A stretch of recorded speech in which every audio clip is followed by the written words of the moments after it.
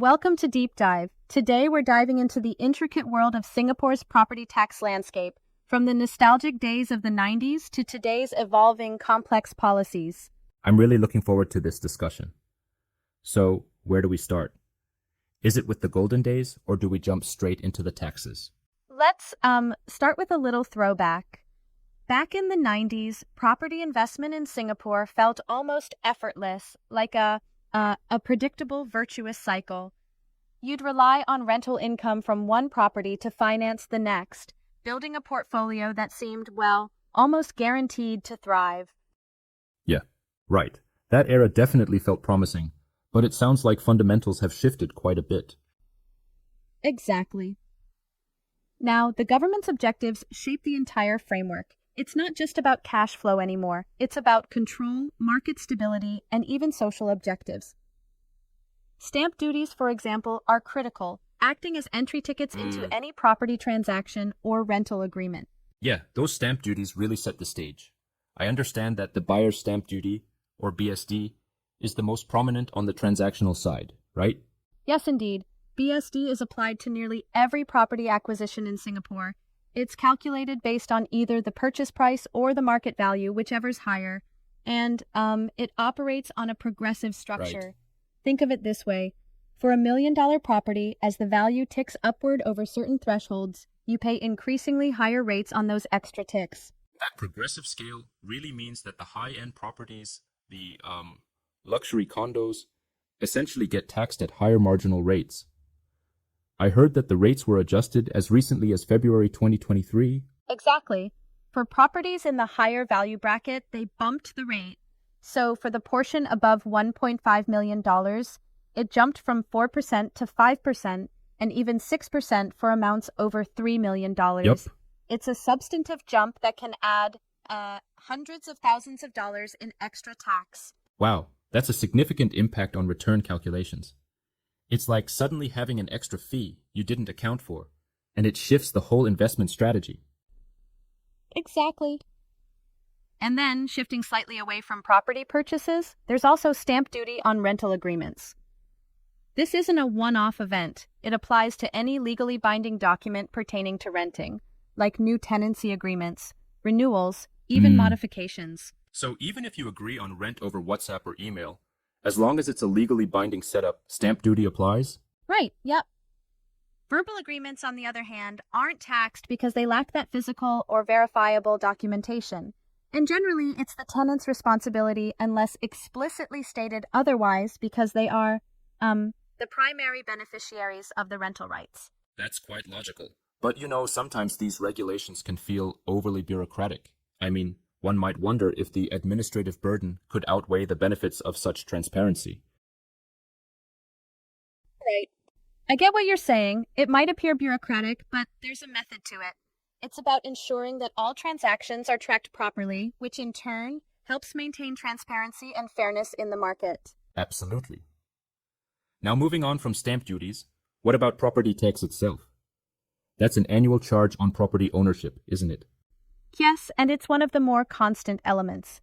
Unlike the stamp duty, which is transactional, property tax is levied every year. The tax amount is based on the property's annual value, AV, which is essentially an estimation of the rent it could fetch. And remember, there's a huge difference in the rates applied to owner-occupied versus non-owner-occupied properties. Right. If you're living in your own home, you benefit from lower tax rates.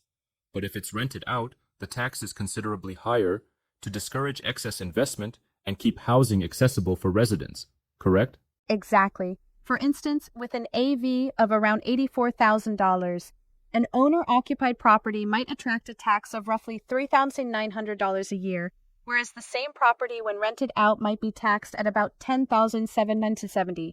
It's a clear incentive to encourage owner occupancy. That difference is massive. It's nearly triple. It definitely pushes people to live in their own homes rather than just treating property as an investment machine. Absolutely, it's all part of the government's broader strategy to balance private investment interests with social objectives like housing affordability.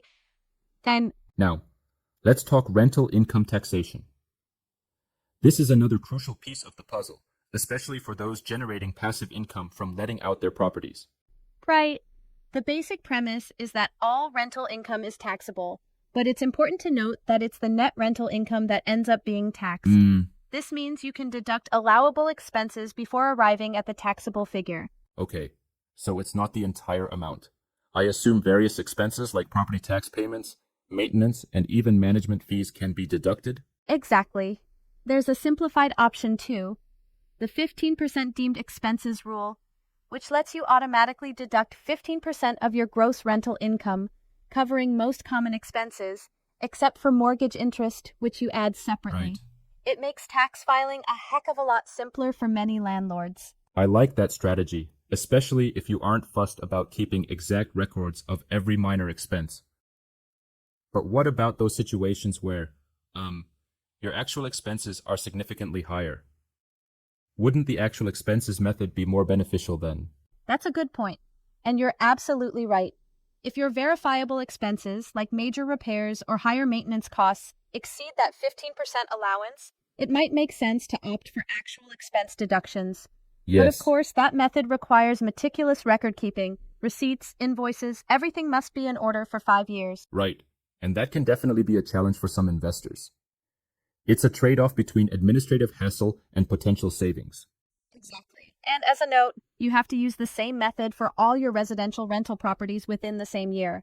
You can't mix and match between the 15% deemed method and actual expenses. That consistency requirement really nudges landlords to choose the method that best suits their overall portfolio rather than one-off properties. Yes, consistency is key.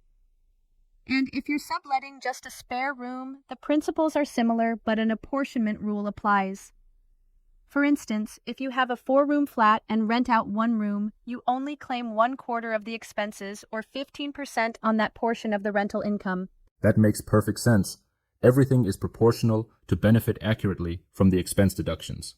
Now, here's an interesting scenario. If a property ends up making a loss, say due to high mortgage interest or unexpected maintenance, these losses can only offset gains from rental income, not other types of income like salary.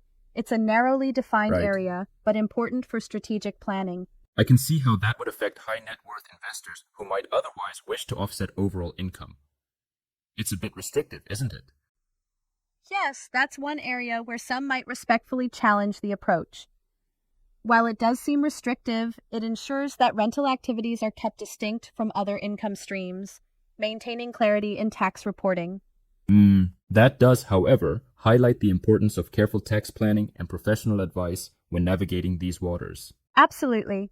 And don't forget, if your tenant delays payment and you end up with outstanding rental income by the end of the tax year, you must still report that income. Later on, if you can prove it's irrecoverable, you might be able to claim bad debt relief with IRS.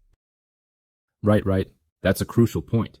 It puts the onus on being proactive with documentation and follow-ups if tenants are late or default. Exactly. When you look at everything from the initial stamp duties on property transactions and rental agreements to the annual property tax and the subtleties of rental income deductions, Singapore's system is a finely tuned ecosystem designed to balance market stability with social goals. Yeah, it really is. And though those golden days of effortless property portfolio expansion might be behind us, investors still have sophisticated strategies to optimize their returns. It's truly like playing a high-stakes game of chess. Absolutely. It's strategic, nuanced, and requires a deep understanding of both the tax structure and broader market trends. In a world where global wealth looks for safe havens yet domestic stability is paramount, Singapore's balancing act is nothing short of remarkable. Yep. That's a thoughtful note to end on. It really underscores the importance of staying informed and agile in a constantly evolving market environment.